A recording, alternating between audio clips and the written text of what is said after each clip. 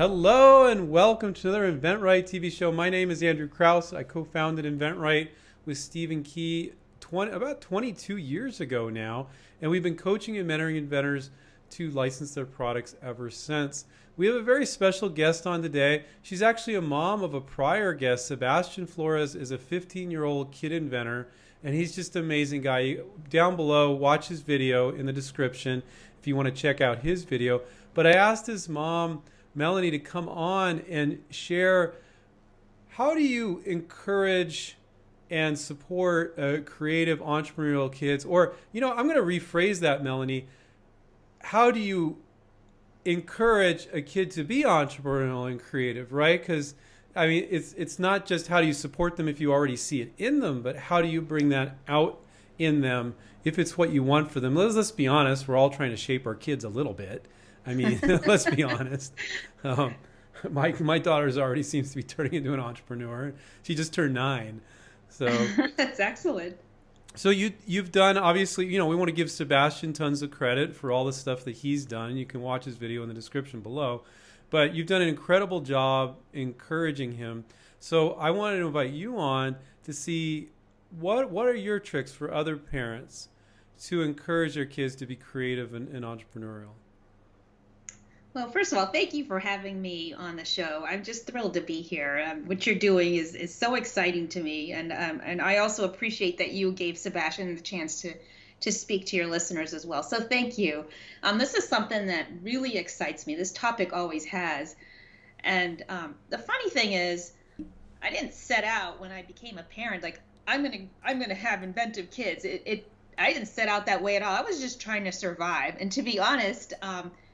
I think that it's kind of crazy, but I think that one of the things that helped the kids, and especially Sebastian, to be creative was two things when they were little. I was traveling a lot. We would take the kids on long plane trips, and Sebastian's older brother TJ was involved in things like swimming and karate. And when Sebastian was too young to do any of those, I had to figure out a way to keep him like happy and occupied. Whether they was on a plane, you don't want to be that parent on the plane that your kids are like disrupting the ride for everyone else. So you had to find a way to keep them entertained. Is it just me, or when kids are being creative, it's easier to parent them a little bit because they're keeping busy with stuff, and you can go enjoy yourself for like an hour or so because they're so caught up in what they're doing. It's kind of in our own selfish interest as parents too to make that happen, I think. Oh yeah. Oh yeah. No, it's I totally agree. And I could have just like, I guess like, I could have just like put a phone in his hand while his older brother was like at karate lessons or swimming. But, I was holding off for the longest time, and I'm like, we need to just find something that, gets his mind going and interested. So I gravitated towards open-ended things. Origami was a big one, because that's easy to pack. I could just shove it in the diaper bag. And he could make whatever he wanted. He could make all kinds of things. And then wiki sticks, Play-Doh, basically all these open-ended things where there's not an end time. He can play with it as long as he wants, and it's portable. Okay, but with open-ended things for kids that are very linear, that's a problem. So, how do you instill in them that they can just did you show him like, oh, you could do this or you could do that, or did you just kind of like stick it in his hand? How do you encourage creativity where they really feel like, I know I can do this? It's about being encouraging, but how do you go about doing that? Yeah, it is. You're right, Andrew. It is not enough to buy something and then stick it in front of your kid and say, here, and then voila, you have a creative kid. That is not enough. Yes, Right. you have to provide the supplies, but you have to provide the mental fuel. And there are several things that I think constitute mental fuel. One of them is boredom. They have to be bored and have them start like poking around and seeing what else could I do with this, right? Like if you throw every toy in the book at them, or every game, and basically just they don't have to think about what Right. they're going to do, right? So Right. force them to think about it by letting them be a little bored. And don't, I always I try not to overschedule them. I mean, trust me, I've definitely veered into overscheduling territory myself, but I do kind of like to leave blank time where I don't know what you want to do. I'm bored, Mom. And I actually like hearing that. As much as they hate saying that, I'm like, oh, good. You got to figure something out now. Hey, what about the origami? What about that? Or you don't even suggest it and you let them do it almost. I mean, that's the way my dad did it. My brother and I were hyper creative. We were just making and building things all the time. And I don't remember him really encouraging us to do it. He would give us the tools and we would just do it. And we'd have shovels and nails and hammers and things to build forts, but he encouraged it in his own way but he didn't really guide us specifically. I think you guided, but is there a point at which if you guide them too much, then they're not really being creative? Yeah, no, yeah, you don't want to guide them too much. Like you want to. It's not theirs then. Tease it out of them. Like so first I'll let them get bored. There's like there's actually four things that I believe make great fuel for creativity. Okay, great. So the first one is boredom. Another one is actually make believe play. I think that kids who get involved in drama, even they're among the most creative people on earth, because somehow you have to convince this audience that you are actually standing, in a castle. So what does that do? That makes you want to create something that looks like a castle, or so like the people who work at Disney or Six Flags. Those are among the most creative people on earth, because they are, no kidding, trying to create something believable, and they have to use whatever's available to them to basically create that experience for others. So I think make believe play is actually creating something from nothing. Just you got a cardboard box, or you don't have anything, and you're just role playing with your friends. Yeah, actually an opportunity to be creative. So let me give you an example. So here's like this. So this is Sebastian's first commercial octo gift, right? And then he created this, which is the gumball machine. Mm-hmm. But he noticed that I was constantly, when we'd go out and about and we would want to demo those machines, I had these things in my purse which I'd never wanted. Of course, I didn't want them to get crushed, so then I'd put them inside this cardboard box. So I basically, half my purse is taken up by a protective case and these machines. So you know what he did? He said, "You know what, Mom, maybe I can make something that is easier to carry around that we can do demos with." So guess what he did? He made mini version. Yeah, mini version of this and a mini version of this. So now I could more easily tuck it into my purse, and it was easier, but it still had all the functionality. So what I hear you saying is if you've been encouraging them to be creative and you can present problems, creative kids will want to naturally solve those problems. And so you're not telling them what to do, you're just sharing. And it's almost like with some creative kids, you don't want to tell them. You want them to go, you want them to surprise you. Hey, I came up with this mini one you can put in your purse. And you were probably really excited when you saw that. Yeah, actually, you're right. That word you say, surprise, that's actually the fourth element. Like, if they have a chance to be a hero and like surprise someone, that excites them. Like, here's another one that he did. Like, this is one of my water bottles, but I have one that's even fatter than this. It's like a 40-ounce water bottle. It does not fit in my car cup. Right, like this, like one of these guys. Yeah. Like that. Exactly.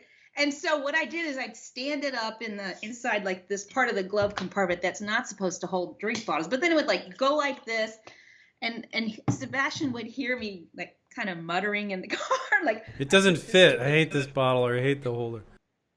Yeah, and so he surprised me with his 3D printer, and he designed an adapter so that sat in the cup holder but had a flared out bottom so it would fit in there. So again, that's a chance to solve a problem and delight someone else that you care about at the same time. So I think that I guess he would even be he would have been motivated if it was his own water bottle too. But anytime you hear your kids like complaining or like, that is actually an opportunity to get them thinking about, well, how would you solve that? Mm-hmm. So in some cases, you want to give them tools. If they're doing origami, you give them that. If they're wanting to make forts out of cardboard boxes, you try to find some cardboard boxes for them or something. And then other times you don't give them anything. They're going to use their own imagination and do some role playing or be imaginative or make up their own new game with this rubber ball that they got. You know, I remember my brother and I used to do that all the time. We constantly make up different games from nothing. And so it's not like, for kids to have fun, they don't need to be rich. They don't need lots of money. Their parents don't need to be rich. So I think because sometimes it's not the toy, it's the cardboard box that it came in that the kids want to play in. Yeah. When I think about it, I didn't have a bunch of expensive stuff. That's not what I really like to play with. I mean, there was a few things. I'm dating myself, but I had one of the early Ataris, right? Atari, it was like before Nintendo and all that. And I like playing on that, but we would get bored of that. You know, it was video game. Some kids, they're not really using their creativity when they're playing video games, and they're just constantly watching TV. There's nothing. It's just coming at them, you know. They're being consumers instead of creators. Yeah. So, Yeah. So, it's funny you should talk about the toy thing, like what. So, but you know what? When Sebastian and his brother were younger, I would save all of our ketchup bottles and mustard and squeeze things and spice jars. I'd rinse them out. That was actually their toys. Like when we would go to the pool, he would Sebastian would fill up this ketchup bottle and just squirt the water, but he loved it. But I think that when you do things like that, you normalize for your children the act of thinking of other uses for things. Yeah. Like this is actually one of my favorite books here. New uses for old things. Yeah. That's a great suggestion. I love it. It teaches you to never look at something as just having one function, like most people look at a toothpick like, oh, it's a toothpick. But with this book, you start thinking, no, that toothpick could be an axle. It could be, and is it just me, or if you get that in front of the kids, you don't say, you got to look at this, you got to do this. You just kind of let it sit out there. And they discover it, and they start doing it. It wasn't their parent telling them you should do this. They discovered it. It's theirs, and they're realizing now they can create things out of other things. And just that one book alone, I think if people leave this interview with that, to go, this is something you could put in front of your kid to show them they can make things out of other things. That one tip is fantastic.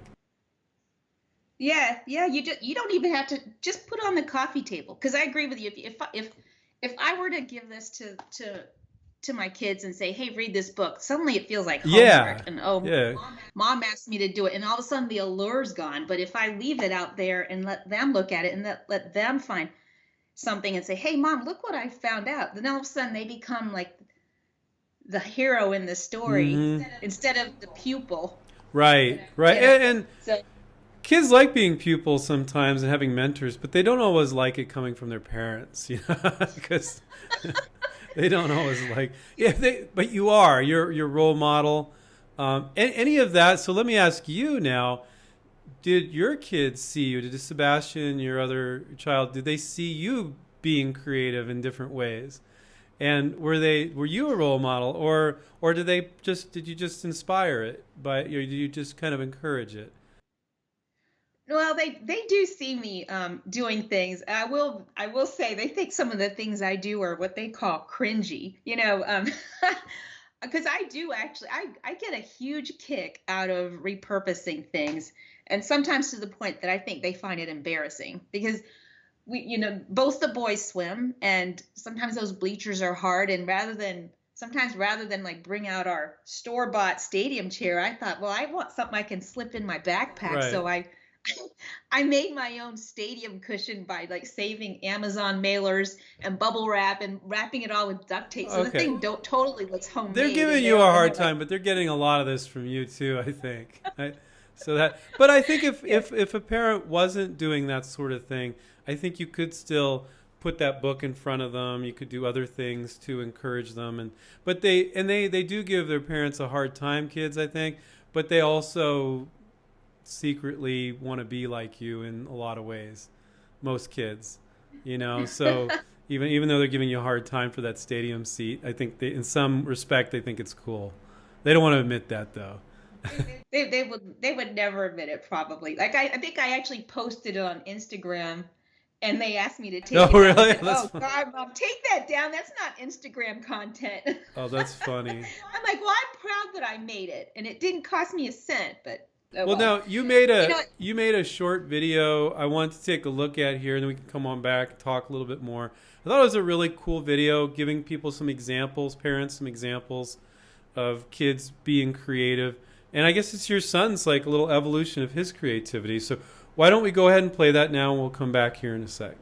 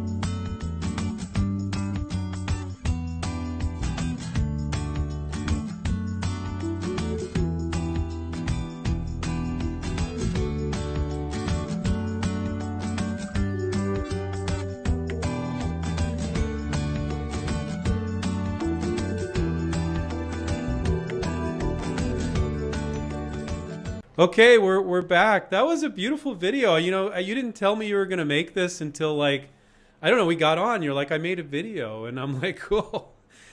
It's really beautiful. At the end, then you see the Octo Gifts, the product that he's selling on his website right now, and you can find the link below to Sebastian's website, your son's website, and it's a really beautiful thing to see that evolution. well, thank you. I don't even Thank know you. if it's an I had a lot of evolution. I mean, fun. the earlier products were just as good as this in their own way, you know, for the ages that he was, but really nice. Well, thanks, Andrew.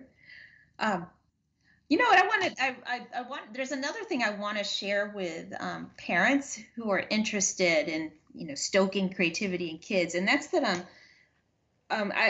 Stephen Key actually Stephen wrote this excellent article. I don't remember the exact title, but it was about mix and match, like finding ways to mix and match unrelated things. And there is definitely something there when it comes to kids, because this is actually, see this book? This is actually the kind of book I loved as a kid, where there's actually flaps and you can No, yeah, change the flaps. And all of a sudden, you have like these really unrelated things next to each other, right. but they create something cool.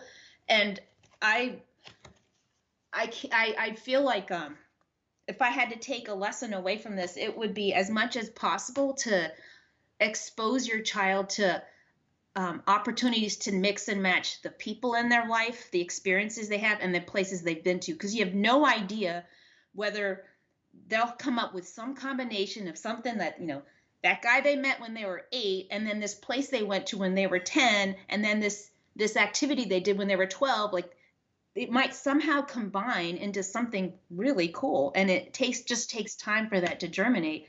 It's also why when you start having like really unrelated things next to each other, that gives you a chance to think of things that no one else has thought of. So I have to say, one of the things that comes out of that is I believe that embracing mess a little bit is helpful. Like when your kid has a messy room and their shoe is sitting next to a book, there might actually be something good about those two things being next to each other, because your kid might look at that book and that shoe and suddenly think, aha. Mm-hmm. And they would never have had that opportunity if they had put their shoes in the closet, or the book on the shelf. Now, there's a limit to that, of course, but Well, and creative kids, they like, yeah.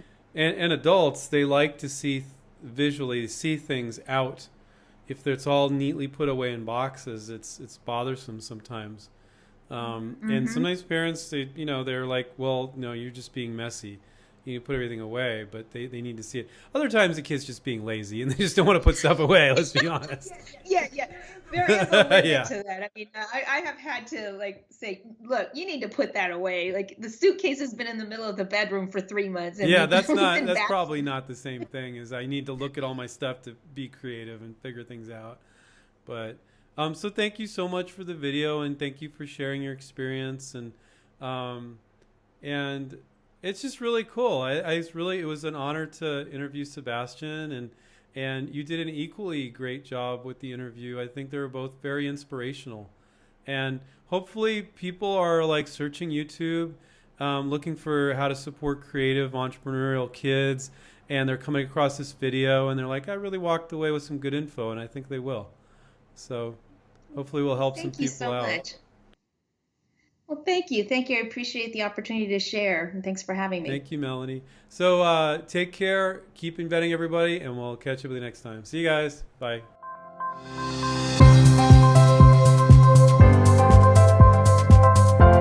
There's a great idea in each of us. But it's truly magical to see it come to life. Sharing your creativity with the world has never been easier. We can help.